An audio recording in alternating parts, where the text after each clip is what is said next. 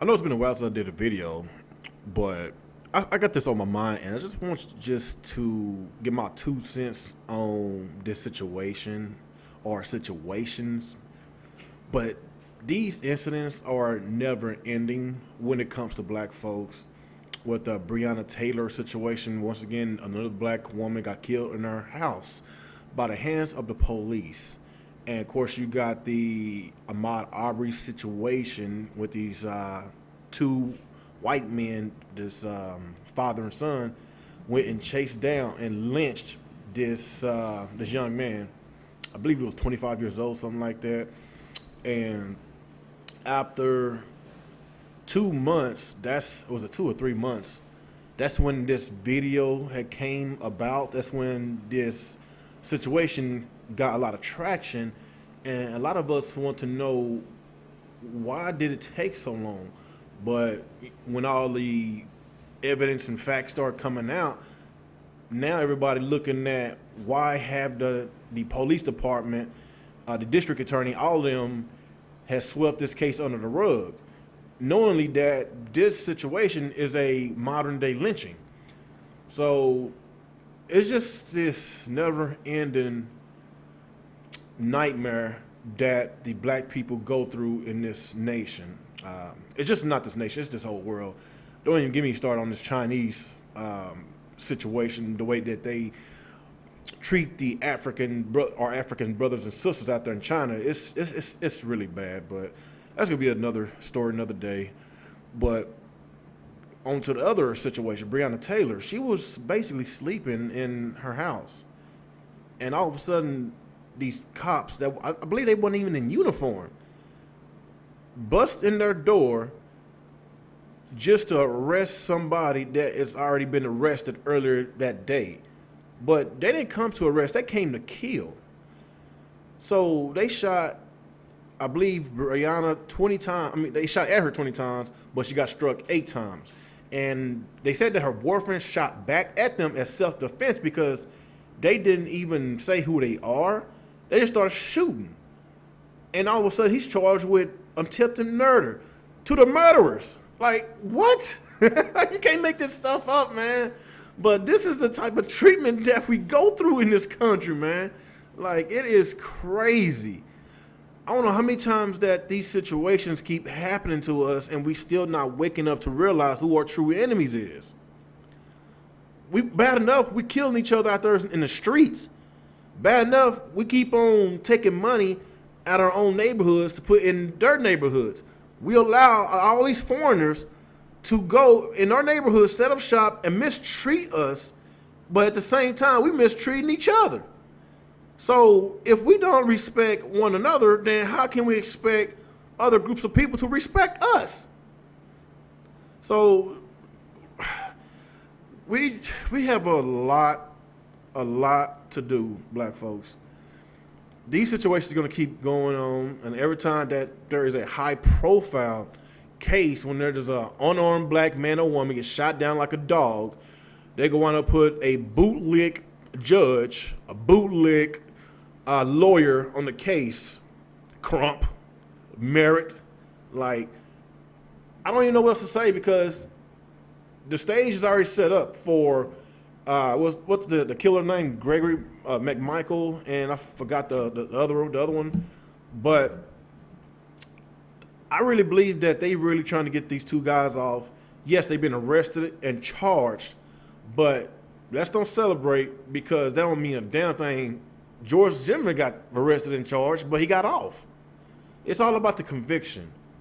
If this is going to be another Amber Geiger situation that the family is going to forgive the killer, the murderer, and hug them, and the judge, like, and a black judge handing out Bibles and start crying, like, if this mess goes on again, I'm gonna be like, I give up. I swear that this stuff, I swear on everything that this stuff is staged. The mainstream media is going to put out what they want to put out. They're not going to put out the empowerment of black folks. They're going to put out stuff on mainstream media to make us feel vulnerable and make us weak. And this is what I think is what's going to happen. I really hope they get convicted and get sentenced for a very long time or get the death penalty, because that situation requires a death sentence. A man jogging down the street, and all of a sudden, two men, white men, just chased him down, trying to play cops and robbers, and all of a sudden, they pulled a gun out on him and said that, hey, I want to talk. So, if any of y'all was in that situation, and you see two men coming at you with a shotgun, another one with a pistol, and they say they want to talk, what's the first thing you're going to do? Are you going to run, or you can try to fight to the death? Because if you run, they're going to shoot you in the back. So he fought to the death. And now he's placed on trial. Now, this happens all the time. Us black folks, we always the victims, but our dead bodies is always put on trial. And the murderers are the victims. Like this, like I say, these type of situations it's not gonna end until us black folks wake up. We need to wake up, man. We need to step out this mental slavery. We need to wake up. Like, we protest for a few days, and after everything is over, we go back to our daily lives. We ain't still trying to figure out how we kick these foreigners out our neighborhoods, get them out the businesses in the neighborhoods. You know what? I don't even sound racist. They can stay in the neighborhoods, but as far as setting up shop, look, if they want to set up shop, black folks, y'all need to spend money with other black people. Black dollars is what counts in the black neighborhood. We keep on handing people our money. We keep on letting them disrespect us, but we still making them rich. Then we're gonna still fall victims to these other groups of people, man. I'm just gonna be real with you. We need to respect ourselves, man. We do. It's just so sad and sickening that my people is mentally destroyed and mentally still enslaved. And they just don't realize how powerful they are as far as making a change in this nation. We might not have the manpower, we might not have the firepower to win a battle, but it's all about winning the war. And war starts with money. And if we don't cripple this economy economically by, spending our money, with other black folks, and keep our money out these other group of people, that's the only way we can fight back, man. Because we have the power to cripple this economy.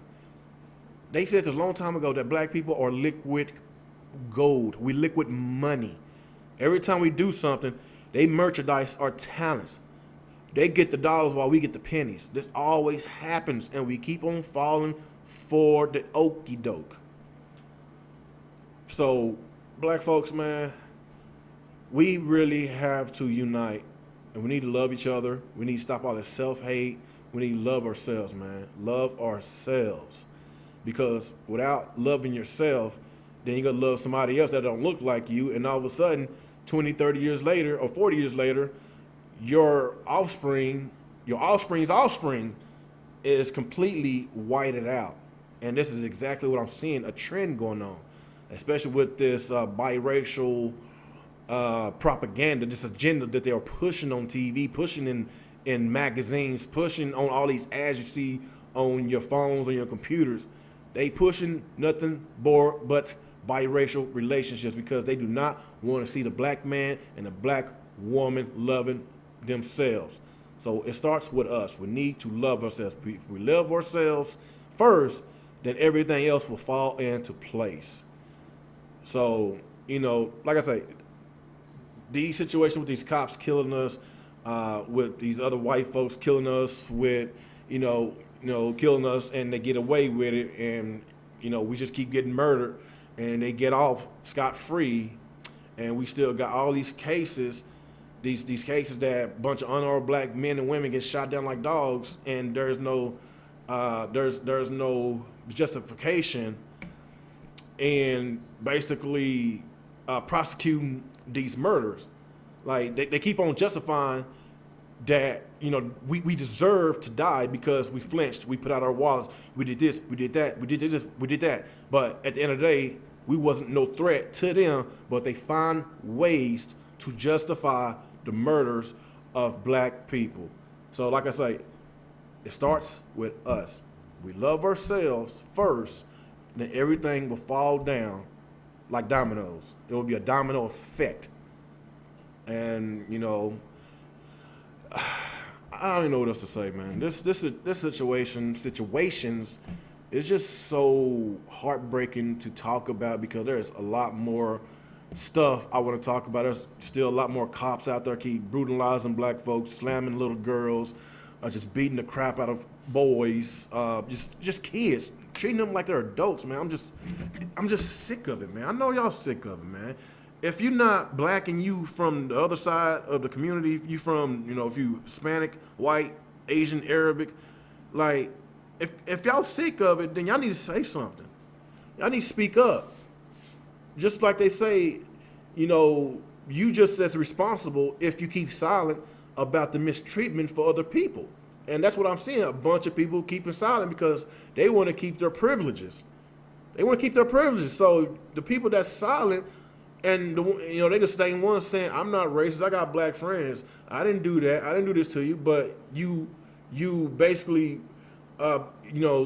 reaping the, I guess what I'm trying to say is that all these people that is, keeping silent of all these situations that a bunch of black men, black women getting killed unjustly, they reaping the benefits of what the society is giving them by staying quiet. And these people that stay quiet, y'all know better than these race soldiers that's killing us out in cold blood.